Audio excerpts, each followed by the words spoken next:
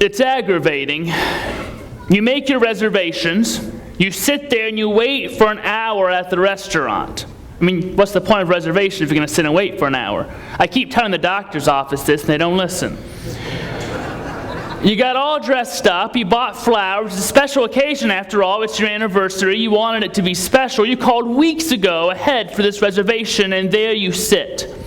And to make matters worse, another couple comes in. You know them from television and the papers. They're big time. They're important. They have power, and they just got your romantic table in the corner. Does that anger you? When someone jumps to the front of the line, when someone gets the nicest and the newest, and someone else gets the leftovers, does preferential treatment make you a little angry? Does it bother you? It bothers James, who we've been listening to his letter to this church for throughout the summer. And this is what he writes to them in James 2, 1 through 7. He says, "My brothers and sisters, do you with your acts of favoritism really believe in our glorious Lord Jesus Christ? For if a person with gold rings and in fine clothes comes into your assembly, and if a poor person in dirty clothes also comes in, and if you take notice of the one wearing the fine clothes and say, 'Have a seat here, please,' and while to the one who is poor you say, 'Stand there,' or 'Sit at my feet,' have you not made distinctions among yourselves and become judges with evil thoughts? Listen, my beloved brothers and sisters, has not God chosen the poor in the world to be rich in faith and to be heirs of the kingdom that he has promised to those who love him? But you have dishonored the poor. Is it not the rich who oppress you? Is it not they who drag you into court? Is it not they who blaspheme the excellent name that was invoked over you?" James is a little bothered by preferential treatment. In fact, you could say he's absolutely appalled at the preferential treatment being given to certain people who come to church, who come into the sanctuary. One comes in wearing gold rings and a fine white toga, and everybody jumps around and says, "Here, sit at my favorite seat in the back of the sanctuary. It's the best seat of the house. That's why it always fills up first. Just ask the Ransons back there. They know." "Hey, you get up and move down front in all those empty pews. Let the Mr. and Mrs. in the nice white togas sit here. Don't you see who they are? They deserve this seat." And then someone comes in rags who is poor. What are you doing here? Who let you in here? If you're going to have to stay, sit over there. Sit over there in the corner if you must stay. James can't believe it. He can't believe such distinctions are being made. He's absolutely flabbergasted at this kind of preferential treatment that it would be given in the house of God. Let's be honest, the people James is writing to, they know. The readers of the letter know. The people addressed by this letter know that it's against God's law. You remember it as well as they do. You shall show no preferential treatment. You shall make no distinctions between the rich and the poor. There it is right there in Leviticus 19 in the very law of God. Plain as the nose on your face, they know it. And yet they do it. It's in the teaching of Jesus too. He says you don't say one favored a word because that person favored you. You're not generous to one because that one is generous to you. You're not kind to someone because they're kind to you. You do not take your behavior from the nature of the person. You take your behavior from the character of God who sends rain on the just and the unjust alike. That's what you do. You make no distinction. Even Paul got the point after a few years, and he wrote to the Romans and said, with God, there is no partiality. And he writes to the Galatians and says, you make no distinction. There is neither Jew nor Greek, slave nor free, male nor female in Christ Jesus. I can see Paul and James nod their heads in agreement upon reading the words, we hold these truths to be self-evident. That all men, all people really are created equal.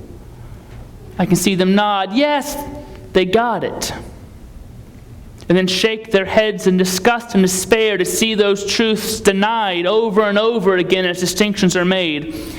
Well, when we said that, we didn't mean you in particular. I mean, you can't own land, where you can't vote. You can't go to that school. You can't eat here. You can't have this job. You can't get married. You can't expect to get paid at the same rate. James wants to know how people can do this. Why are they doing this?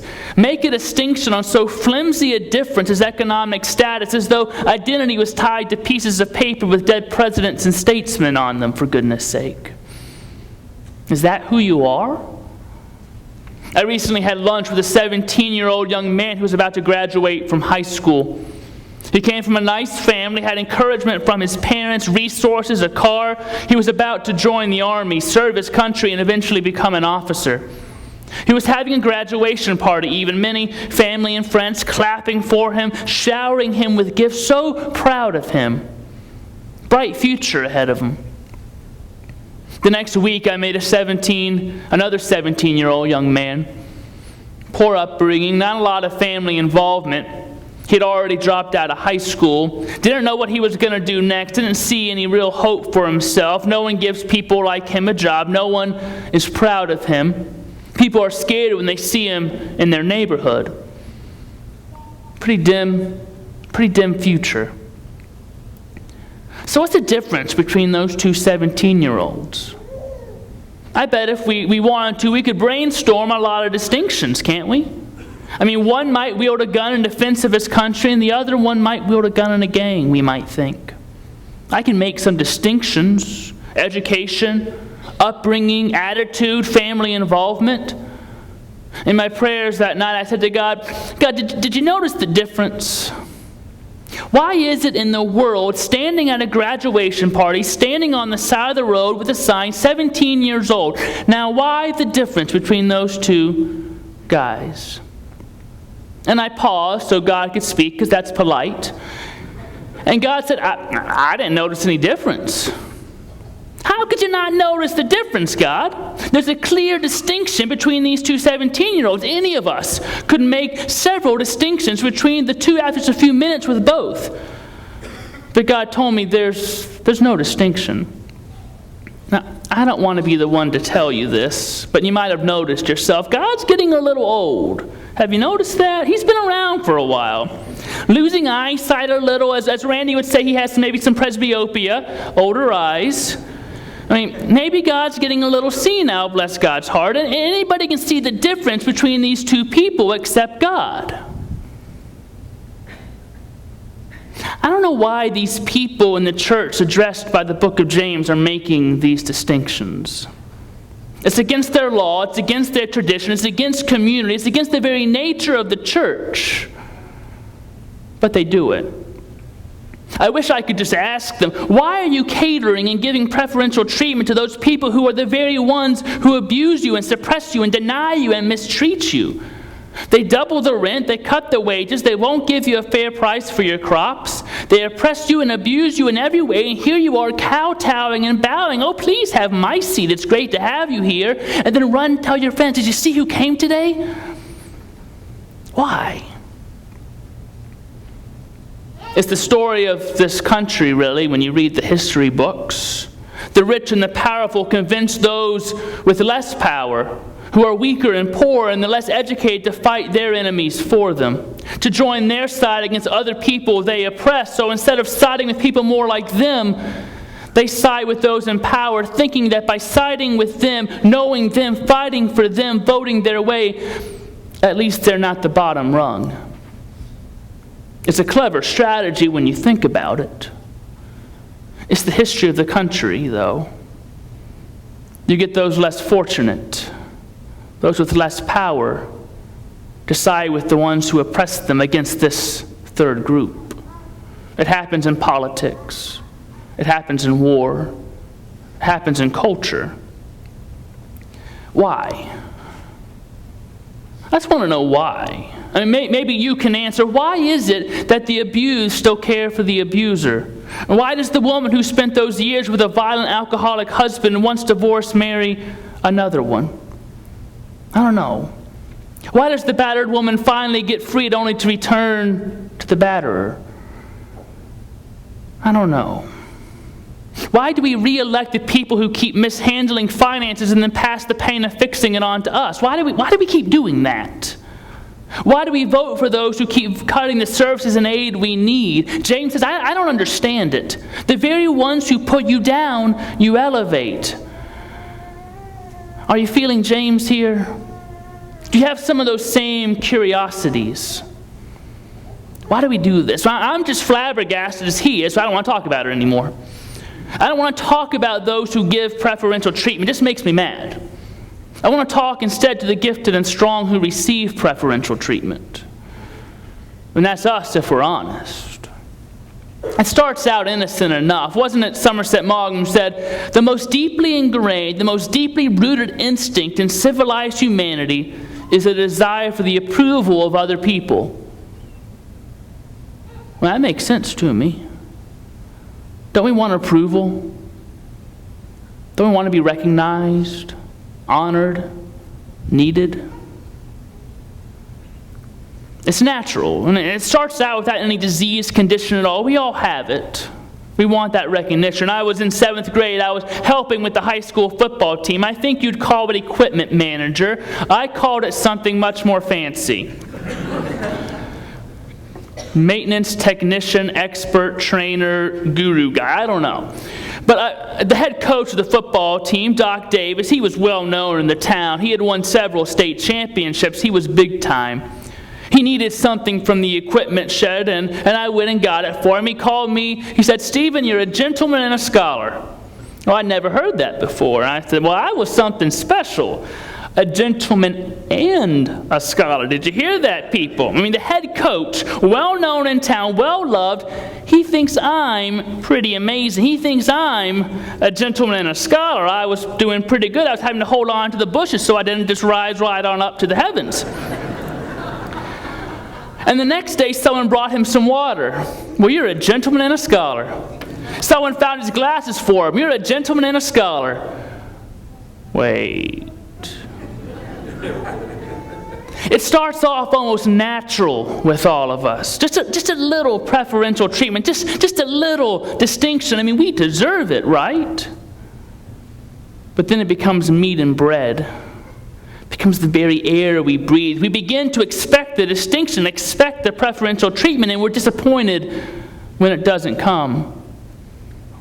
The minister standing at the door, good sermon, Pastor. That was the best sermon you've ever preached. I've never heard better. Well, now the pastor thinks, well, now what am I going to do? If that was the best, what am I going to do next Sunday? The pastor's not only competing with predecessors, she is competing with herself to get that distinction. It's a deadly thing. A deadly thing. But it's already beginning to work. I have to have that. I need that. Then it begins to decline. What can I do to get it? What can I do to get the approval, to get the recognition, to get the praise, to get the honor? And I'll tell you what you do. You give people what they want. If you remember from several Broadway nights ago, Mark Grisler and I sang a song from Dirty Rotten Scoundrels called Give Them What They Want. Have you seen the movie with Steve Martin and another guy? Who else was in it? Somebody. Michael Caine. Thank you, Lori. That's very helpful. Michael Caine and Steve Martin, they're these kind of con people, and they figure out what people want, and they give them the story that they most deeply desire, and they take everything from them because they want to give it away because they tell them exactly what they want to hear. It's a clever strategy for a con person, but we do it. We find out what people want, and then we say that. If you're a politician, you go to Iowa and you praise ethanol. You go to Florida and you champion Social Security. Go to Texas, you talk about tightening the borders. Go to the university and talk about fixing the student loan crisis. Or if you're a pastor or you're a person, you go to the conservative church and you preach the decay of moral values and how everyone's a sinner but them, especially those morally relative liberals. Then you go to the progressive church and you preach social justice and equality and permissiveness and how no one's a sinner except maybe those conservatives you talked to last week. You tell people what they want. Just find out what they like. Give them that. Even if it's just bread and circuses or promises of prosperity, just meet their expectation.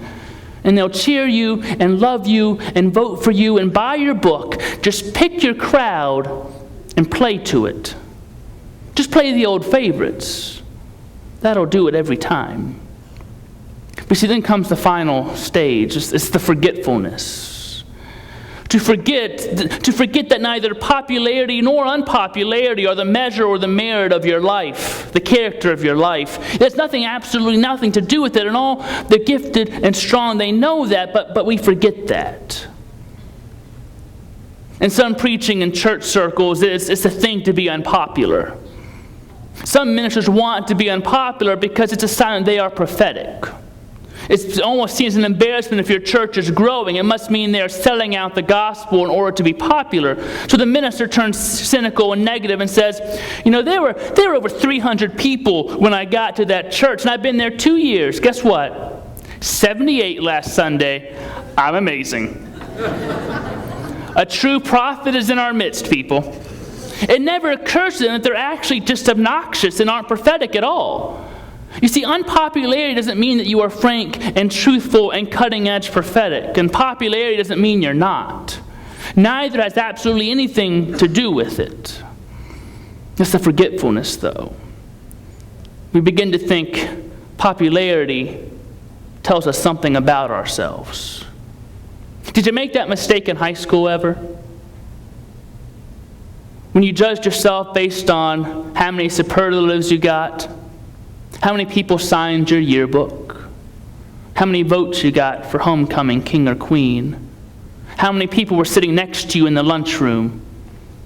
What place you were picked for kickball? Did you ever make that mistake? And you began to think that spoke truth about who you are. How many invitations you got to the party? How many times people went to you? Did you begin to think that must be who you are? How popular you are? We make that mistake.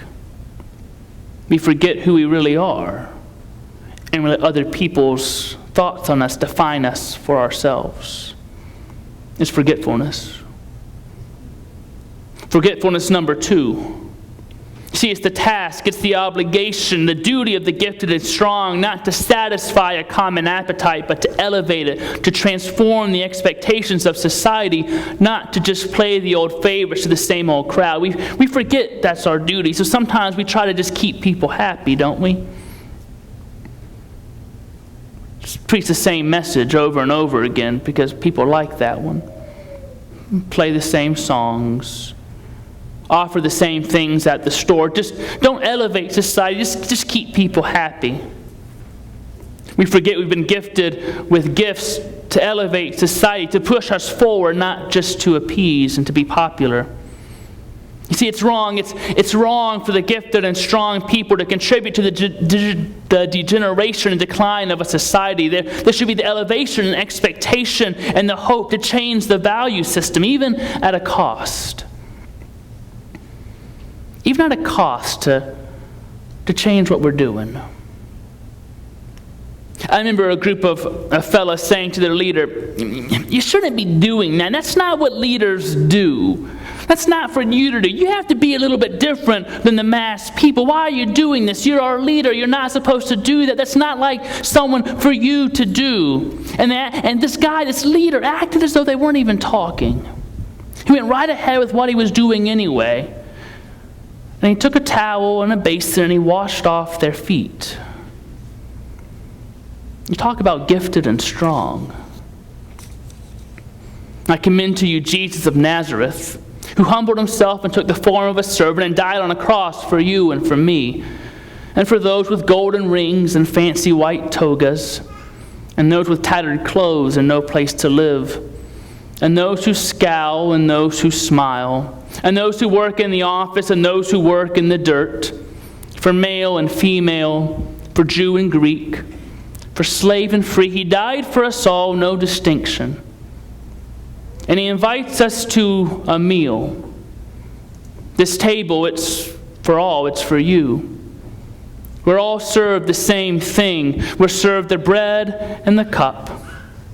We're served at the same table by the same person. We're served in the same love. We're served all together. You and me, and them and they. We're served the same thing. One loaf. For all.